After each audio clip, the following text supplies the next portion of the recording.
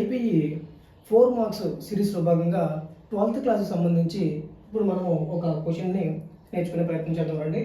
Derive an expression for the intensity of the electric field at a point on the equatorial plane of an electric dipole.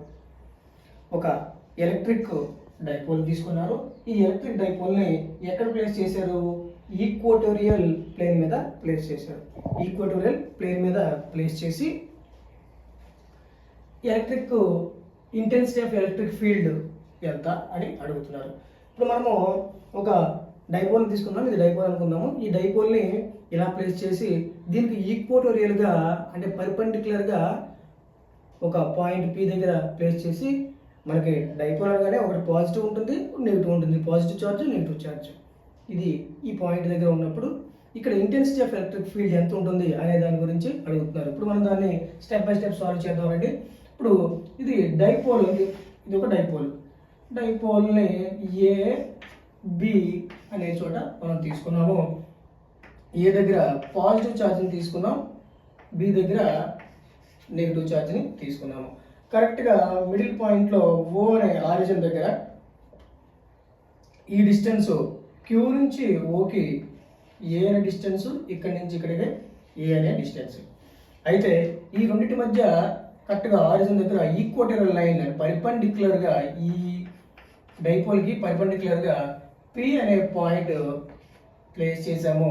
Place చేసి ఇది dipole moment అంటే ఈ point దగ్గర equatorial ప్లేన్లో ఈ dipole moment యొక్క intensity ఎంత ఉంటుంది అనే దాని గురించి మనం చూస్తున్నాం. కాబట్టి ఈ పాయింట్ మనము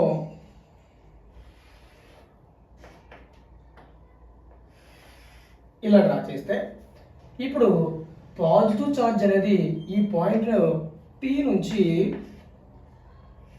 దీని యొక్క ఎలక్ట్రిక్ ఫీల్డ్ ఇంటెన్సిటీ E1 అనుకుందాము, ఏవే వెళుతుంది. పాయింట్ పి నుంచి పాజిటివ్ ఛార్జ్ కాబట్టి ఏవే వెళుతూ ఉంటుంది. సో వేరియాజ్ నెగిటివ్ ఛార్జ్ వల్ల ఇది కిందకి ఈ వైపుగా తీసుకుంటూ ఉంటుంది. ఇది ఈగానే మనం తీసుకుందాం. E1 అంటే సేమ్ ఛార్జెస్ కాబట్టి ఈగానే తీసుకుందాము. అయితే మరి ఇప్పుడు ఒక హారిజంటల్ లైన్ ఇలా డ్రా చేసినట్లయితే ఈ యాంగిల్ థీటాగా ఉంచండి. ఈ యాంగిల్ కూడా మనం థీటాగా తీసుకుంటే ఇప్పుడు కాంపోనెంట్స్ని రిజాల్వ్ చేద్దాము. ఏం చేద్దామంటే ఇప్పుడు చూద్దామండి.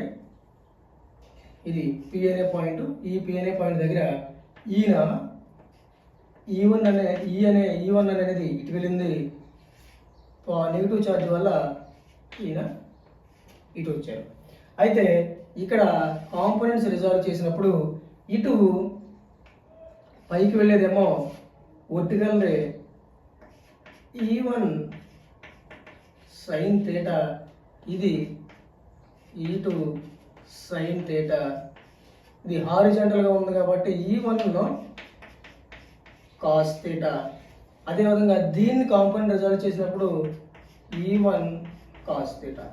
అంటే ఇక్కడ మీరు గమనించినట్లయితే E1 sine theta, E2 sine theta. అంటే వర్టికల్ కాంపోనెంట్ కాబట్టి E1 సైన్ థీటా ఇటు పోయింది, horizontal component E1 cos theta ఇక్కడికి వచ్చింది. సో దీనికి E2 మనం బేస్ చేసుకున్నట్లయితే E2 సైన్ థీటా, ఇటు E1 కాస్ థీటా. సో ఈ రెండింటిని మనము ఈక్వల్ అండ్ ఆపోజిట్ డైరెక్షన్లో ఉన్నాయి కాబట్టి ఈ రెండింటిని మనము తీసేస్తే ఇక్కడ ఓన్లీ హారిజంటల్ కాంపోనెంట్స్ మాత్రమే ఉంటాయి. ఎలక్ట్రిక్ ఫీల్డ్ ఇంటెన్సిటీ అనేది E1 2E కాస్ థీటాగా తీసుకోవచ్చు. ఎందుకంటే నేను ఏం చేస్తానంటే E1 cos theta plus E2 cos theta. అంటే ఇక్కడ electric field intensity q charge and equal and opposite డైరెక్షన్లో తీసుకున్నాం కాబట్టి E1 E2 సమానంగా ఉంటాయి కాబట్టి సో 2E కాస్ థీటాగా తీసుకున్నాం అనమాట. సో ఇది కాంపోనెంట్స్ మనం రిజాల్వ్ చేసినప్పుడు. ఇప్పుడు మనము ఏం చేద్దామయ్యా అంటే electric field intensity E is equal to F/Q అనుకునేవాళ్ళం కదా. సో దాని ప్రకారము మనకి ఏమొస్తుంది? F అంటే 1/4πε0 Q1 Q2/R². ఇది బై Q కాబట్టి ఈక్వల్ ఛార్జెస్ కాబట్టి మనం ఏం చేస్తామంటే ఒక క్యూని మనం తీసేస్తే మనకి మిగిలింది ఏంటి? 1/4 epsilon naught q by r square అనేది మనకి మిగిలింది. మరి ఇది పాజిటివ్ ఛార్జ్ వల్ల, అంటే ఈ పాజిటివ్ ఛార్జ్ వల్ల వచ్చేటువంటి ఎలక్ట్రిక్ ఫీల్డ్, పాజిటివ్ ఛార్జ్ వల్ల వచ్చేటువంటి ఎలక్ట్రిక్ ఫీల్డ్ మనము E1 అందాము. E1 is equal to 1/4 epsilon naught Q1 by r స్క్వేర్గా తీసుకున్నాము. అయితే మరి ఇక్కడ ఆర్ అనే డిస్టెన్స్ ఏంటి?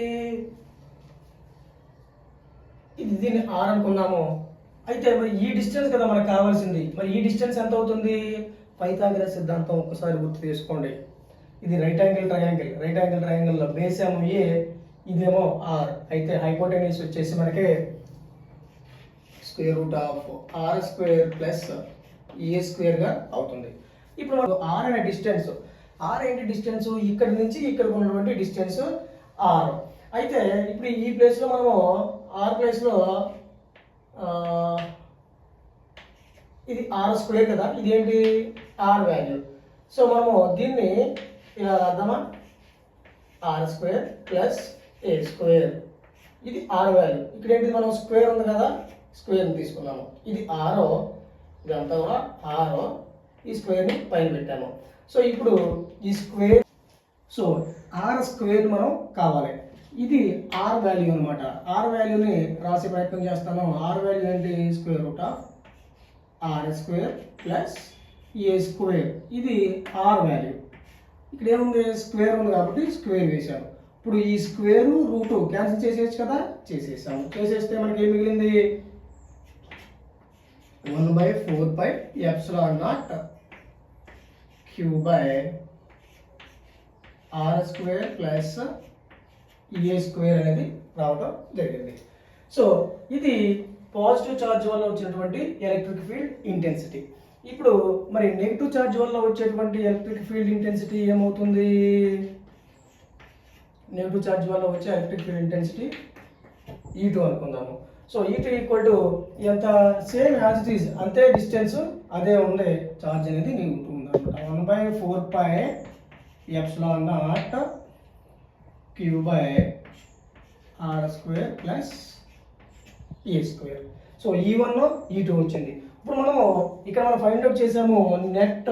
ఈ నెట్ అనేది మనము కాంపోనెంట్స్ రిజల్యూషన్లో చేయగా 2E cos θగా వచ్చింది. ఇప్పుడు దాన్నే ఇక్కడ net electric field due to, ఇదే కదా ఈక్వటోరియల్ ప్లేన్లో ఉన్నటువంటి ఎలక్ట్రిక్ డైపోల్కి ఏంటి ఈక్వటోరియల్లో ఉన్నటువంటి దాని గురించి మనం మాట్లాడుకుంటుంటే నెట్ అనేది 2E cos θ వచ్చింది కదా, 2E cos θ.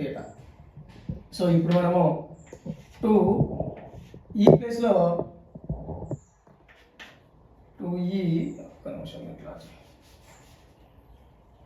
ఈ ప్లేస్లో మనం ఇది రాద్దామా? 1/4 epsilon naught Q1 by r square plus a square into cos theta. So దీనిలో ఉంచండి. ఇప్పుడు మరి కాస్ థీటా అంటే ఏంటి?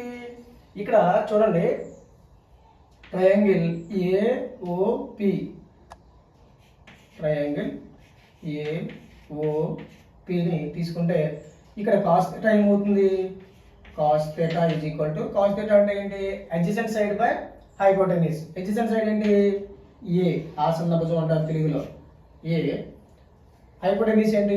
ఇది r square plus a square. So cos theta ప్లస్లో మనము దీన్ని సబ్స్టిట్యూట్ చేద్దామా? 2 into 1/4 epsilon naught q by r square plus a square into cos theta ప్లస్లో a by square root of r square plus a స్క్వేర్ని మనం తీసుకున్నాము. So ఇక్కడ are ఇది అంటే ఇక్కడ ఏం పవర్ 1 ఉంది. ఇక్కడ మనము దీన్ని 1/2గా రాసుకుంటే LCM 1 plus 1/2 is equal to 2 అనేది ఎల్సిఎం అయితే ఇక్కడ 2 ప్లస్ 1 ఈక్వల్ టు 3/2గా ఇక్కడ మనం రాసుకోవచ్చా? 2 ఇంటూ 1/4πε0 దీని అలాగ ఉంచండి. Queue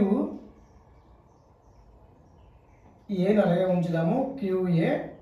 okay, R² plus A² దీన్ని ఇలాగే ఉంచుదాము, R² ప్లస్ A² ఇలాగే ఉంచుదాము. పవర్స్ని మనము ఎల్సిఎం చేస్తే 3/2 వచ్చింది.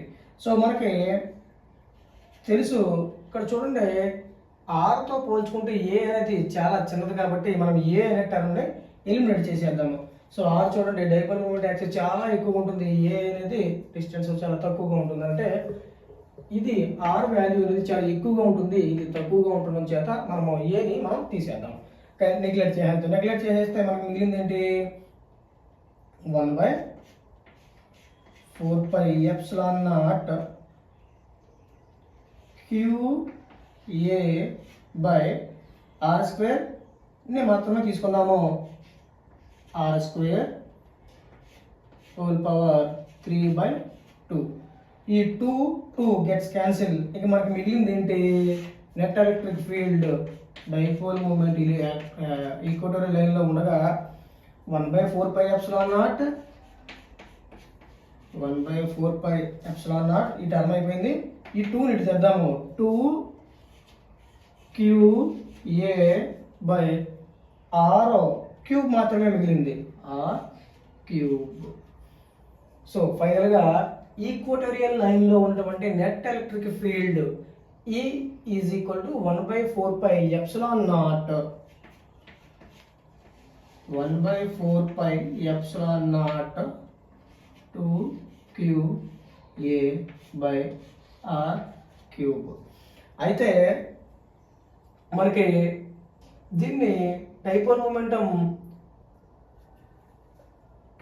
QE/A ఉన్నటువంటి దాన్ని, ε0 ఉన్నదాన్ని, దీన్ని P/R³ గా రాస్తారు కదా. P is equal to 2 into QA కదా.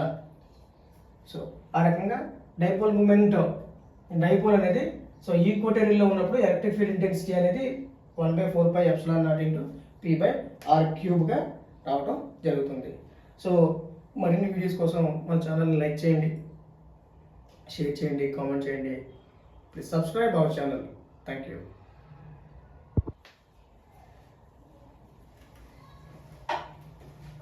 సేపు ఉంచా చాలా.